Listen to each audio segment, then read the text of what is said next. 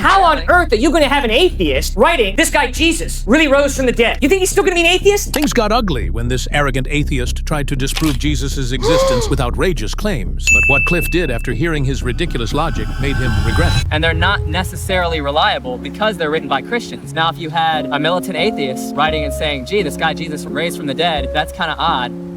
What I just heard you say is, in order for me to accept the Gospels as historically reliable, I have to have an atheist who is convinced that Jesus rose from the dead. Not just an writing. atheist. Not just, Whoa, that's what you said. I said that would be one good thing. You Fine. don't have to have an atheist. You could have someone from another religion. Don't you could have hear a what Jew. you're saying? You could have. That's what you said. I didn't make that up. People rose You from the sat dead there all and the said, time. what I would really like to have is, I'd love to have an atheist I would love that. writing about Jesus really rose from the dead. That would be fantastic to me. Sir, that's an impossibility. How on earth are you going to have an atheist writing, this guy Jesus really rose from the dead? You think he's still going to be an atheist? Okay, take someone from another religion. There are lots of accounts that were accepted of people raising from the dead. There was this guy dies, comes back from the dead, and it was a pretty well accepted account. A lot of people actually reported it as actually having happened. And in fact, people that didn't necessarily agree with the tenets of the religion under which it happened. The Thracian god Zalmoxis was buried, resurrected, and deified in his own lifetime, as described in the mid-5th century BC by Herodotus. He's also mentioned in Plato's Charminides, and that's in the early 4th century BC. And then you have the hostile account, which comes up and it says, Zalmoxis buried himself alive, telling his foxers he would be resurrected in 3 years, but merely resided in a hitting dwelling all that time. There's no hostile account ever. Of Jesus. Right. There's no hostile account that would lead you to believe that he rose from the dead. Not even a real hostile account that would lead you to believe that the tomb was empty. And even if the tomb is empty, you don't necessarily have to believe that Jesus raised from the dead. Josephus writes in Antiquities 18.3.3 that Jesus rose from the dead. Josephus was not a follower of Christ.